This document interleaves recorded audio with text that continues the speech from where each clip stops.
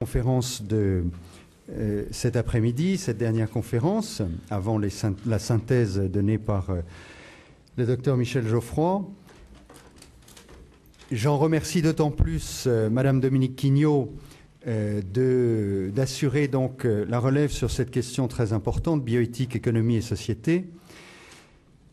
Vous avez une longue carrière de journaliste, non pas derrière vous, madame, puisque si. Elle est encore on peut dire derrière moi. Très active. Je vous assure. Vous avez commencé à la Charente Libre en 1974, avant de rejoindre La Croix, où vous êtes depuis 1975. Et vos qualités intrinsèques vous ont permis de répondre à plusieurs responsabilités, après avoir occupé des postes de secrétaire de rédaction, rédactrice au service religion, dont vous devenez chef adjoint. Vous devenez chef du service Société en 1988. Vous êtes nommée en 1990 rédactrice en chef du quotidien La Croix et éditorialiste, et en 2000 directrice adjointe. Vous êtes enfin directrice du journal depuis 2005, et si je ne me trompe, vous êtes la seule femme à la tête d'un quotidien national. Ouais. Vous êtes en même temps membre du comité de direction du groupe Bayard Presse. Je mentionnerai en outre que vous avez été auditrice de l'Institut des hautes études de défense nationale, membre du comité de la rédaction de la revue Études et membre du Haut Conseil de la population et de la famille. Et enfin, vous êtes membre du comité des semaines sociales.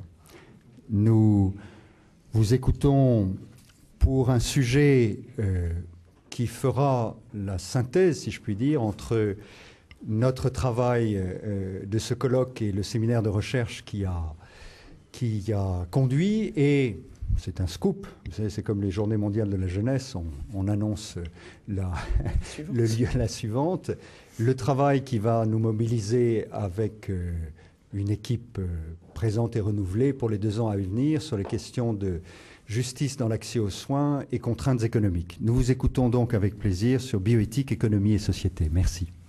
Ce que je vais vous proposer là, c'est un petit peu un miroir de ce que, il me semble, se dérouler dans notre pays sur ces questions, et je les centrerai plus sur les thèmes qui vont être abordés au cours de la révision de la loi, même si je suis bien consciente qu'il y a beaucoup d'autres thèmes qui pourraient être examinés que lesquels qui vont être revisités.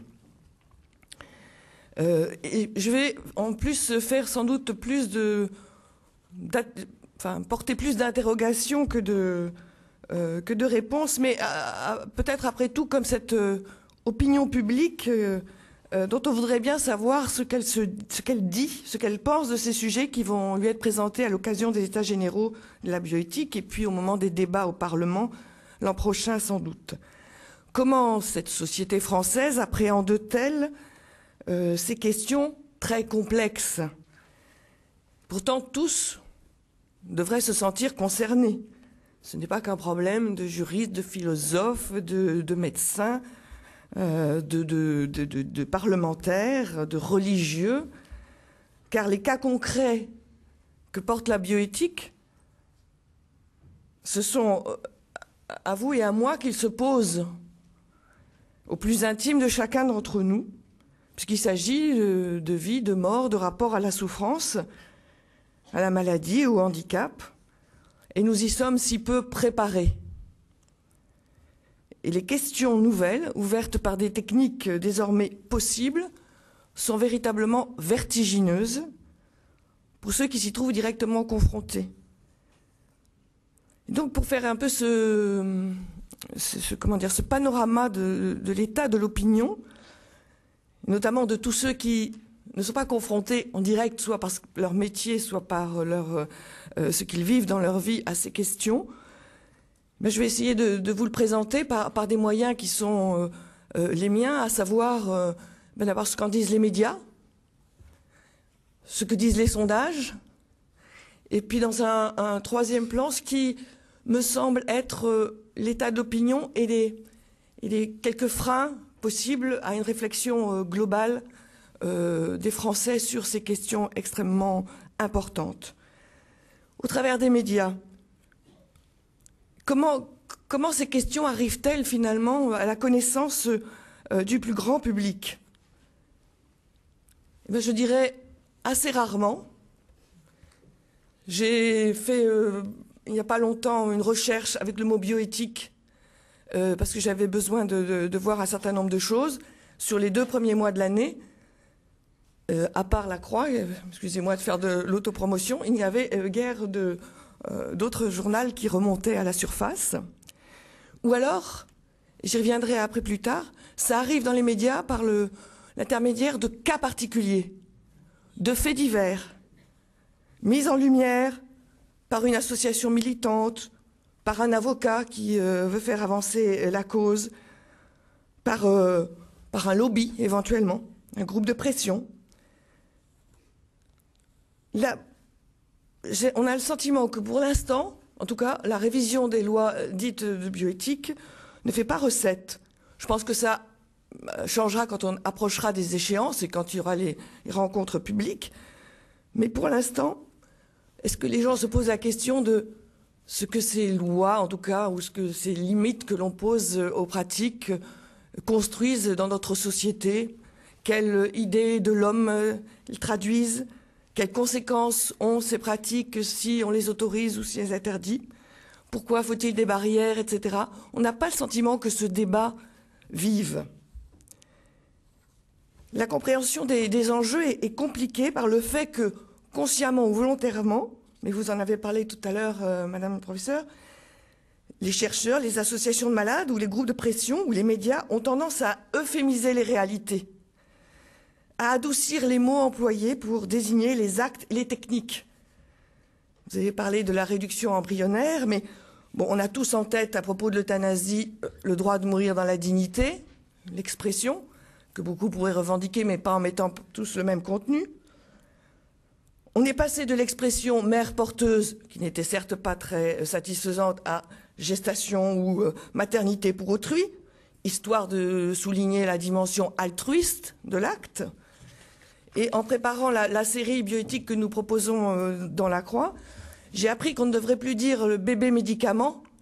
Vous savez, ces bébés que l'on pourrait faire naître après un tri pour sélectionner l'embryon qui pourrait avoir des caractéristiques permettant de soigner un aîné très malade. Il paraît qu'on l'appelle aujourd'hui le bébé du double espoir, dont on peut dire que l'expression induit l'approbation, alors qu'il demeure des questions importantes, on l'a vu tout à l'heure, sur la venue au monde de ces enfants sélectionnés malgré tout pour éventuellement guérir un aîné atteint d'une grave maladie. Dans les médias aussi, ce que je voudrais souligner et qui explique une certaine méconnaissance peut-être pour le citoyen, c'est que la communication sur certaines découvertes scientifiques ou sur certaines décisions politiques sont présentées peut-être par paresse journalistique, en une sorte d'écriture automatique, d'une façon assez floue et biaisée. Par exemple, il n'y a pas une dépêche d'agence ou une annonce à la radio évoquant la recherche sur les cellules souches embryonnaires ou la décision politique de Barack Obama d'autoriser les financements publics pour cette recherche, qui ne souligne les progrès qu'on pourrait en attendre pour des maladies extrêmement graves et qui touchent extrêmement de monde et qui sont très invalidantes, et en particulier Parkinson ou Alzheimer. Ça vient automatiquement. Et dans de rares cas, viennent les questions qui peuvent se poser, les alternatives de recherche, les cellules adultes ou autres, ou sur les délais qu'il faudrait avant qu'on arrive de fait à des résultats. Donc, dans l'opinion publique, je veux dire, recherche sur les cellules souches, c'est quand même un espoir majeur pour des pathologies qui font peur. Et comme en plus, l'opposition à cette recherche est incarnée par le président Bush, autant dire que toute réserve apparaît comme vraiment, pour le coup, passéiste, ultra-conservatrice,